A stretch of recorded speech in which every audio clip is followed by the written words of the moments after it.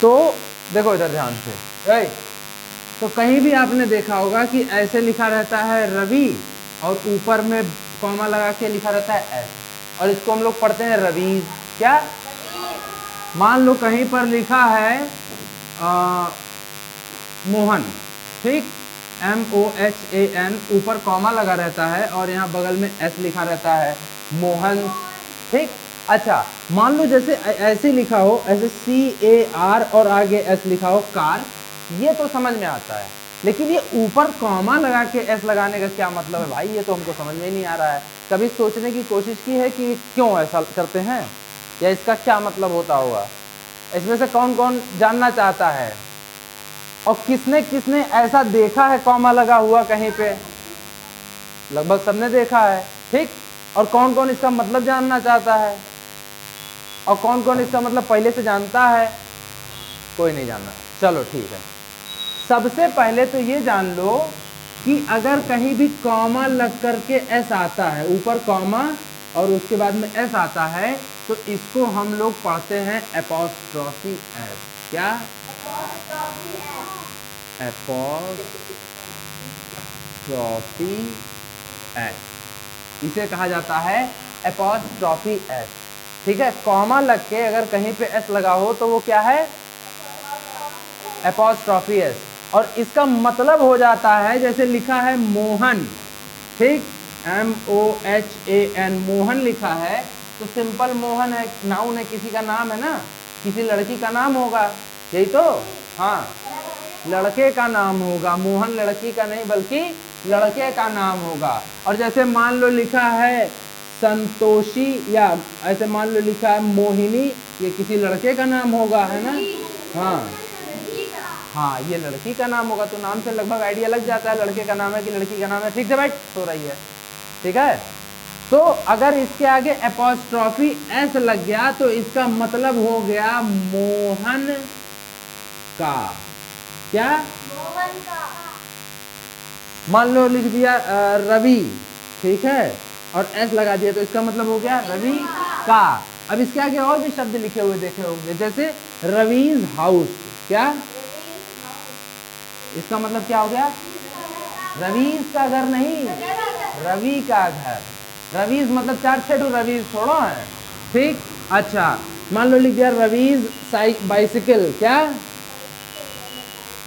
इसका मतलब क्या होता है? हाँ, रवि की बाइसिकल। तो अगर कहीं भी एपॉस्ट्रोफी एस लग गया तो उसका मतलब हो गया वहां का। जैसे लिखा गोंडाज। क्या? GONDA comma S, Gonda's, Gonda's DM. क्या? इसका मतलब क्या हो गया? गोंडा का डीएम, गोंडाज एटमॉस्फेयर, मतलब गोंडा का वातावरण। अगर एपॉस्ट्रोफी एस लगा तो उसका सिर्फ एक मतलब होता है उस शब्द का, ठीक। मोहन तो मोहन का, सोहन तो सोहन का, है, रवि तो रवि का, दुर्गेश तो दुर्गेश का। अच्छा, अब एक चीज और ध्यान रखना, जरूरी नहीं है कि किसी के नाम के साथ ही लगे। अब मान लो लिखा है CAR, इसके आगे आप नॉर्मल वाला एस लगा दिए तो इसका मतलब हो गया कई सारी कारें। क्या? 2 3 4 10 20 कार हैं, तभी कार लगा है। लेकिन अगर मान लो इसके आगे अगर ये कॉमा वाला एस लगा दिए तो कौन सा एस है ये एस कौन सा है? कार का एस है। हाँ, एपॉस्ट्रोफी एस, कौन सा एस है ये? तो इसका मतलब क्या हो गया? कार का। अब कार का क्या, जैसे आगे कुछ भी लगा दो, कार्स कलर। क्या? ठीक, cars colour is black, car का कलर ब्लैक है, ठीक है। अच्छा, कार्स हाइट। क्या? मतलब कार की ऊंचाई कितनी है, नाप लेंगे। या मान लिया कार्स कॉस्ट। क्या? कॉस्ट, कॉस्ट का मतलब कीमत, यानी कार का कीमत कितना है। तो समझे, बिना कॉमा के एस लगा हो और कॉमा के साथ एस लगा हो तो इसका मतलब क्या होता है। जैसे उस लड़की का क्या नाम है, क्या नाम है तुम्हारा? हाँ, शिवानी, तो लिख दिया गया शिवानी, ठीक। अब ये तो हो गया शिवानी, अगर एस लग गया तो ये तो हो गया शिवानी, मतलब क्या 10 20 तो शिवानी है। क्या? शिवानी तो है नहीं, तो यहाँ पे कौन सा वाला लग सकता है, ये वाला लग सकता है। तो Shivani's, Shivani's dress is black, Shivani का ड्रेस ब्लैक है। ओए जो स्वाद फट,